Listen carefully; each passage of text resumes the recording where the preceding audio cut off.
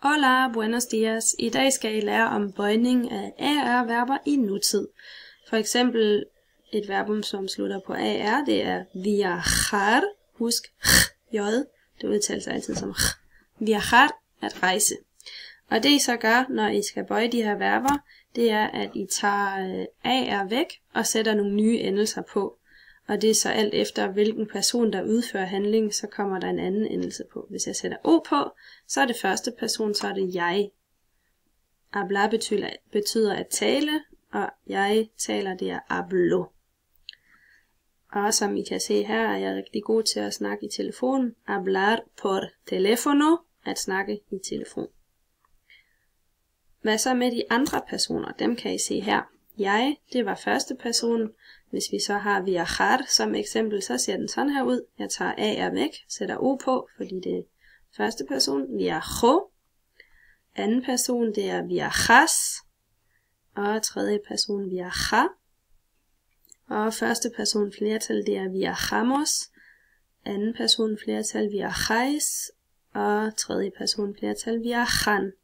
Og i og med, at vi har sat de her endelser på, så behøver vi slet ikke at sige, de her pronomener, det er subjektspronomener, så den, der udfører handlingen, subjektet, den behøver vi ikke at nævne, fordi vi ved på verbets endelse, hvem der udfører handlingen. Dem bruger vi faktisk kun, når der nu er tvivl. For eksempel, hvis jeg siger viaja, så kan det både være han eller hun, som rejser. Så kan jeg sige el viaja, for at understrege, at det altså er ham. Og ikke hende, for eksempel. Eller høflig tiltale, de. Ja, så det I gør, det er at lære de her endelser udenad. Og personerne selvfølgelig også, så I har styr på, hvilken rækkefølge de står i. Godt.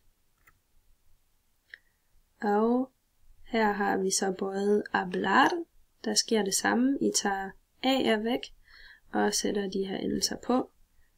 Hablo, hablas, habla, hablamos, hablais, hablan.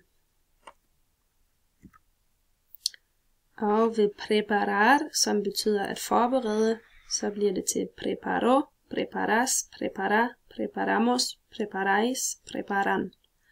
Og cantar, som betyder at synge, canto, cantas, canta, cantamos, cantais, cantan.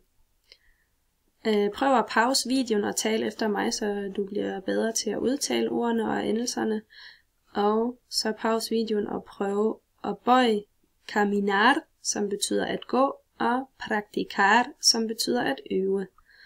Og ved preparar og practicar kan I se, at det minder om engelsk. To prepare